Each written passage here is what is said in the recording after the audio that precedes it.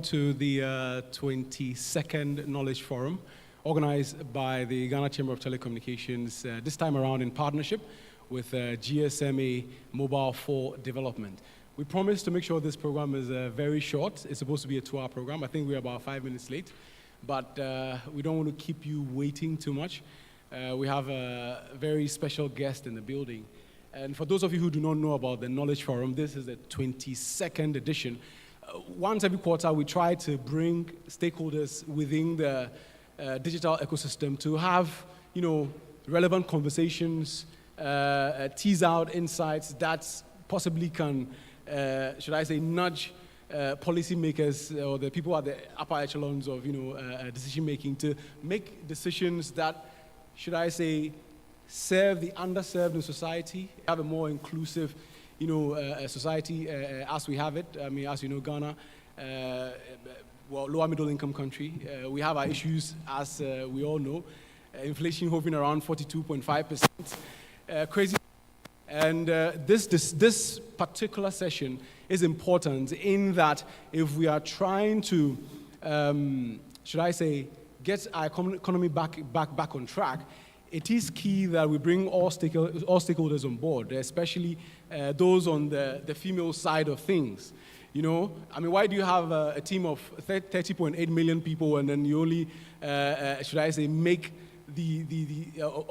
equip the 40.3% who are the, males? What I'm trying to say is that when you look at our population now, you go back to the 2021 housing and population census, there are actually more women than, men in the country. 50.7%. I thought the women would give me a round of applause. I mean, you guys, and we're about 40.3 men.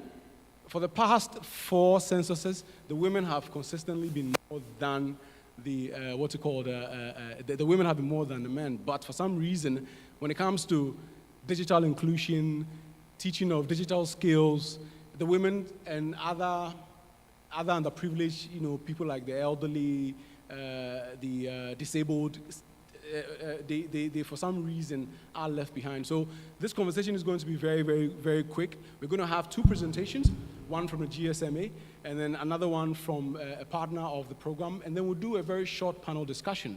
Hopefully you listen, you have some questions, and then we'll do the panel discussion, have the Q&A, and then we'll be out of here. We promise it should not be more than 2 hours, 30 minutes, 2 hours, 30 minutes. So without much ado, I would like to say welcome once again. I'm going to invite the CEO of the Ghana Chember of Telecommunications.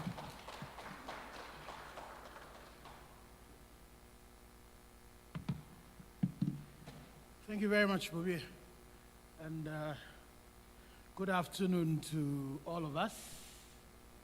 It's great to welcome all of us to this gathering as we do the Ghana launch and address a very topical issue that confronts us.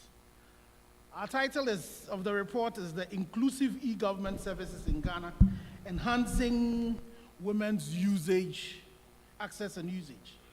This is a comprehensive report that delves into a critical issue confronting our nation, ensuring equal access to e-government services for all, with a particular focus on enhancing women's participation. The findings and the recommendations of this report, I am pretty sure, would shape our effort to create a more inclusive and gender-responsive digital ecosystem. As Bobby was saying, if you live in a community where majority are women, if you want to really get everybody getting together, then that is a space that we need to focus on. In recent years, Ghana had made significant strides in harnessing the potential of digital technology to transform the delivery of public services. The digitization of government services has not only increased efficiency, but also opened new opportunities for citizen engagement and empowerment. We've also made strides in bridging the gender gap in technology. One of such initiatives is the S4LIS, making progress with the implementation.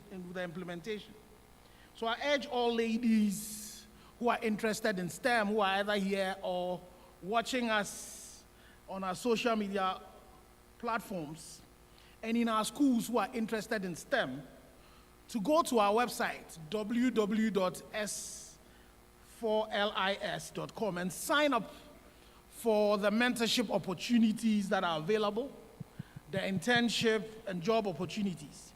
We currently are also engaging the National Service Scheme to craft out the National Service leg of the S4LIS. Very soon we'll be having a webinar by one of our champions to really kickstart the process. However, despite these advancements, we must acknowledge the existing gender disparities in access and usage of e-government services. The Inclusive E-Government Services in Ghana report brings to light the gaps and challenges facing women in accessing and utilizing e-services. It sheds light on the underlying factors contributing to this disparity, such as limited digital literacy, social cultural barriers, and inadequate infrastructure. Importantly, it highlights success stories and best practices that can guide our collective effort towards bridging this gender gap. To enhance women's access and usage of e-government services, we